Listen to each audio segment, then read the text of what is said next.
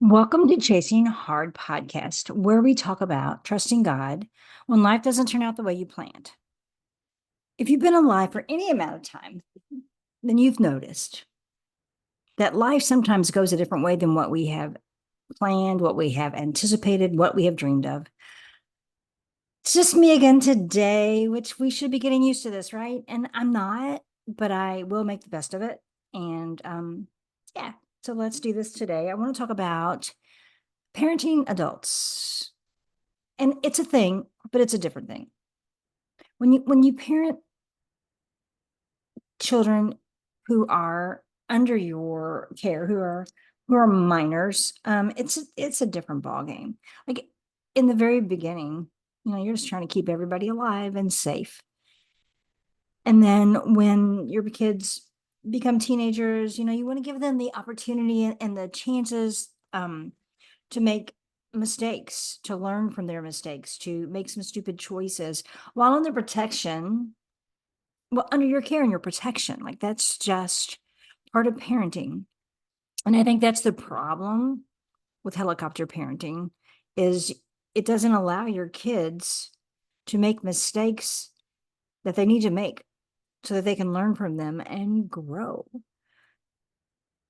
And so it's always funny, like whatever the topic at hand is, it seems like I've encountered several people with similar situations, which I guess is why I choose the topic I choose, even though I do that in advance a lot of times. But there have been a few situations, parenting situations that involve adult children.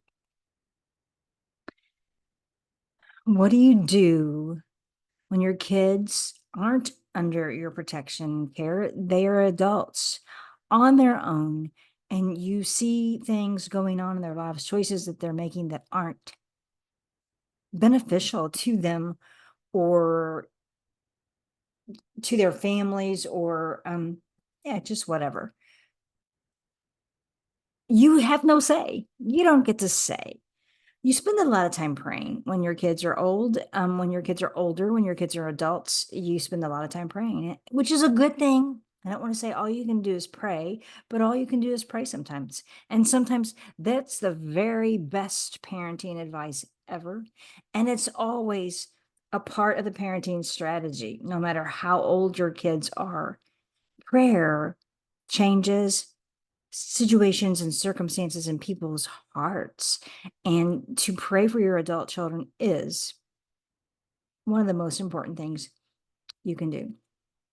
I have a friend who recently told me that they're planning their daughter's wedding, and it's a really big deal. It's the first wedding. Their first child is getting married, and it's a big deal. I'm not sure the bride to be and the parents are seeing eye to eye on a lot of the things, especially the mom and the bride to be seem to be having conflicts in wedding choices. I'm not even sure that this particular situation, the mother thinks the husband to be is the right one.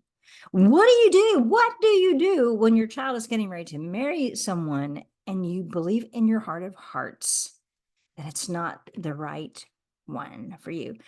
Another friend, I was talking with another friend, and she has two daughters, and her youngest daughter has has been married for a couple of years, but she was engaged before, and they a requirement of the church where they were going to get married is that you have to do some premarital counseling, and then they pair you up with a mentoring couple, and you walk with that couple for several weeks, and there's an assessment that they take to see how compatible you are, and it's all good.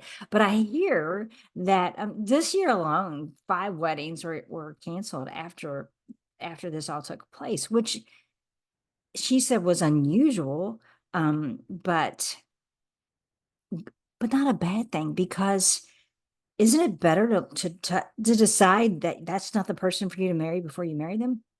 Of course, the answer is yes, absolutely, and of course. So her daughter who was engaged and the fiance went through the assessment period, I think, but that wasn't the deciding factor. The daughter was very wise. Her older sister was pregnant with her first child and she miscarried. And the sister was devastated. And so the bride to be wanted to be with her sister. Her sister needed her for emotional support, and that's where she wanted to be. And while she was spending a lot of time with this sister who had had the miscarriage, her fiance was a little insecure and started complaining about all the attention that the sister was getting, and he wasn't getting the attention that he thought he deserved and needed. And the bride to be was very wise in choosing to postpone the wedding and then eventually not marry this man. And I asked the mother, who's a friend of mine, I'm like, so what did you think about him? Did you like him? And she said, no, I did not. I didn't think he was the right man for her. And so I prayed really hard that before my daughter married if this wasn't the right man, that God would slam the door shut so my daughter would hear that door slam and know that it was the right choice. And it looks like that's what happened. But here's the thing. I know a lot of parents who pray for their kids, future spouses, and who pray that this person that they're engaged to not be the person they marry, and they marry them anyway. So I'm not saying that just because you pray, that's an automatic, you're going to get your way. It's not. It's very fortunate when it does affect an outcome that would have been disastrous. So anyway, I deviated from our initial conversation that I'm having with myself about my other friend whose daughter is planning a wedding. The daughter, oh, well, how do I even say this? The daughter came to the mother and said, "Hey, mom, I appreciate all that you've done and all that we've already put into the wedding, but I'm pregnant." I'm not sure the mother's initial reaction. She's good now, but that was not how it was supposed to go. All parties involved are Christ followers, and they have a good relationship with the Lord, and we still make bad choices sometimes, and things don't go the way we envision or prepare for or plan for, and that's just reality. And so what do you do when something like that happens? I mean, you be there for your child, whether you think that's the person that she should marry or not. Well, now they're going to have a baby together, so it's probably not the right time to be persuading her not to get married. She's got a bond with this man. I'm not saying she has to marry him because she is pregnant. Absolutely not.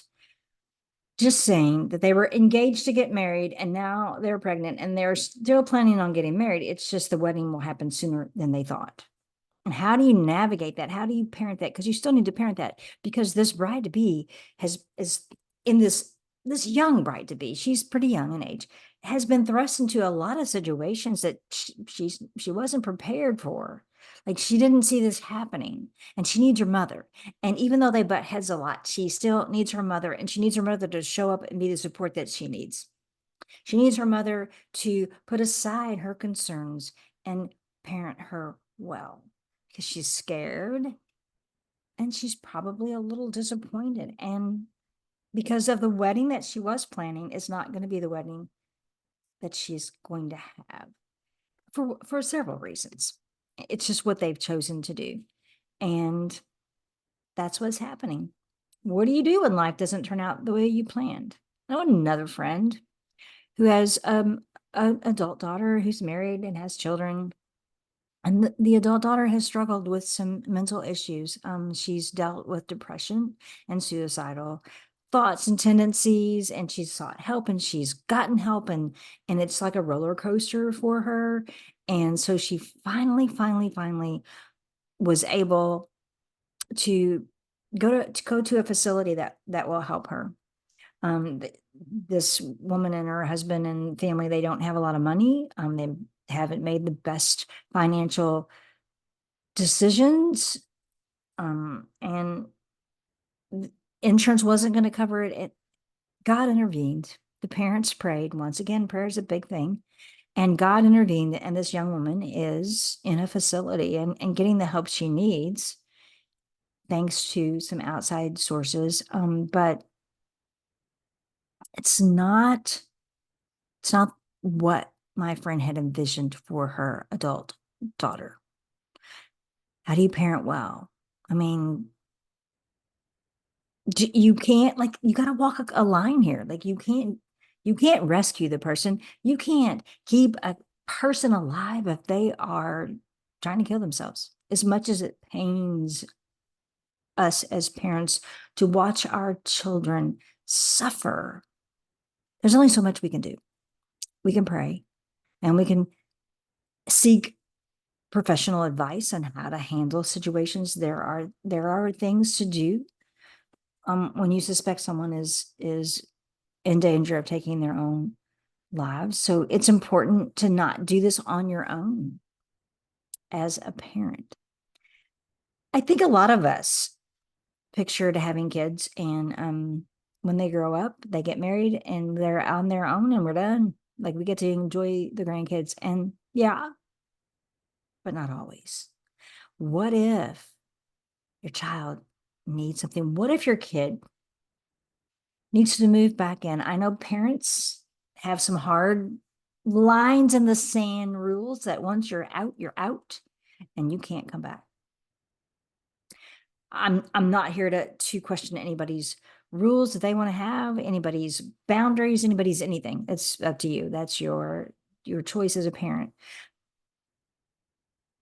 But that's not really how I parent. That's not how I do parent. And if my adult children would happen to need to come home because of some financial pressures or situations, they lost a job, whatever, some health issues, I don't know. I don't know, but I am open to being the parent they need when they need it,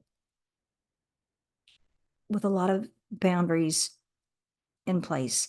Like, it's not beneficial to let the adult child move back in and not take responsibility, or to be an open-ended situation. Like, it has to have parameters in my world, maybe not in yours. In my world, it does. But then I'm thinking about the different cultures that actually generations live together. It's part of their culture. And so I don't think it's always a wrong and bad thing. I think the intentions, if you're enabling someone not to take responsibility for themselves, it's not a good idea. But it's not a bad thing to live with your parents so you can take care of them, or vice versa. Like, it's to be open is to be wise, to be open to situations, to be open to different ways of parenting is a good thing. I once had a counselor tell me, when I was a young parent, that you only need to be a good enough parent. And at first that sounded, I don't know, not right. It felt icky. But what he was saying was, you don't have to be a perfect parent. And you don't have to parent each of your kids the same way. You only have to parent each child the way they need. So you be good enough for this child, and good enough for this child, and good enough for this child, not perfect for all of them. And just because you're how you're parenting this one child, it's not the end all be all. They're individuals, they're people, they respond differently, they have different characteristics, traits. They're not cookie cutter kids. We're not cookie cutter kids to our father, and they're not cookie cutter kids to us. And I guess maybe that's where I want to leave this today, is just, in all areas of life, is always beneficial to be open-minded, and to not be set in your ways, and to not think in black and white terms. Like, it has to be this way because this is the way it was for me, or it has to be this way because this is what I did for the oldest child or the youngest child or the middle child or the 10th child.